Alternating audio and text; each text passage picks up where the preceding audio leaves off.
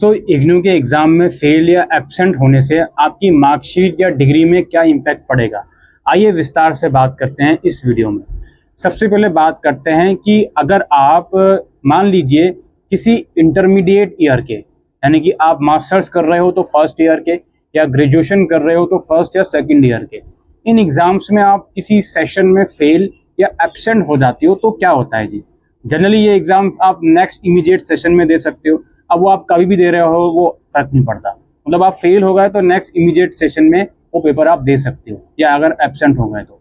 ये बात तो क्लियर है। अब इसका इम्पैक्ट मार्कशीट में क्या पड़ेगा जी। देखिए, मार्कशीट जो आपकी आती है उसमें दो चीज़ें लिखी रहती हैं। एक तो ये कि आपका एडमिशन कब हुआ, किस सेशन में हुआ, और दूसरा ये भी लिखा रहता है कि आपका कंप्लीट कब हुआ।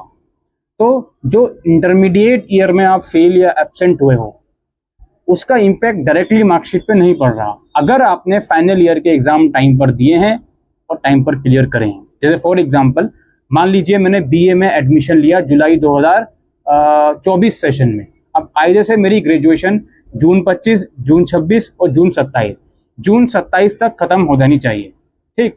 और ये हो भी गया, जून 27 तक मेरी ग्रेजुएशन खत्म भी हो गई। लेकिन उसके बीच कुछ भसड़ हुई, मेरे फर्स्ट और सेकेंड ईयर के एग्जाम में मैं फेल या एब्सेंट हो गया। वो एग्जाम मैंने थोड़ा सा सेशन आगे शिफ्ट करके दिए, लेकिन फाइनल ईयर जो था वो मेरा जून 2027 में ही खत्म हो गया। तो जो आपकी मार्कशीट है उसमें लिखा रहेगा कि भाई जुलाई 2024 में इस बच्चे ने स्टार्ट करा था और जून 2027 सेशन में कंप्लीट कर लिया। कोई फर्क नहीं लगा आपको मार्कशीट में। और सेम केस डिग्री का होगा। डिग्री के अंदर भी ये लिखा होता है कि आपने किस सेशन में अपनी डिग्री कंप्लीट करी है।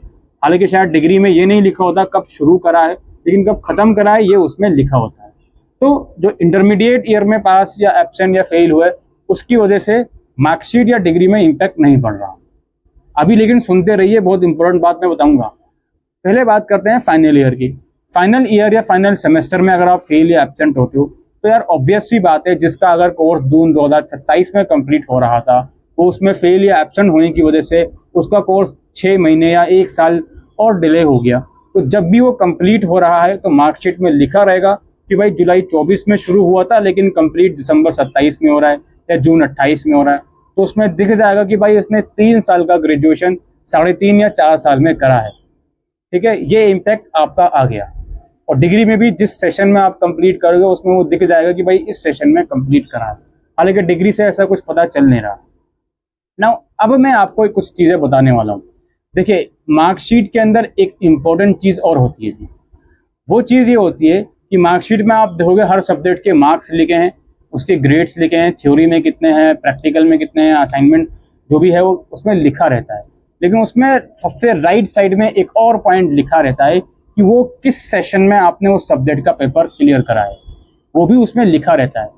तो अगर मान लीजिए आपका फाइनल ईयर टाइम पर हुआ है लेकिन फर्स्ट या सेकेंड ईयर में आपकी गड़बड़ी हुई है तो वो उसमें लिखा रहेगा। जैसे अगर जुलाई 2024 में एडमिशन के बाद फर्स्ट ईयर के सारे पेपर जून 2025 सेशन में क्लियर होने चाहिए, लेकिन आपके अगर नहीं हुए तो जिस सेशन में क्लियर हुए हैं वो वहाँ पे मंथ और ईयर लिखा रहता है।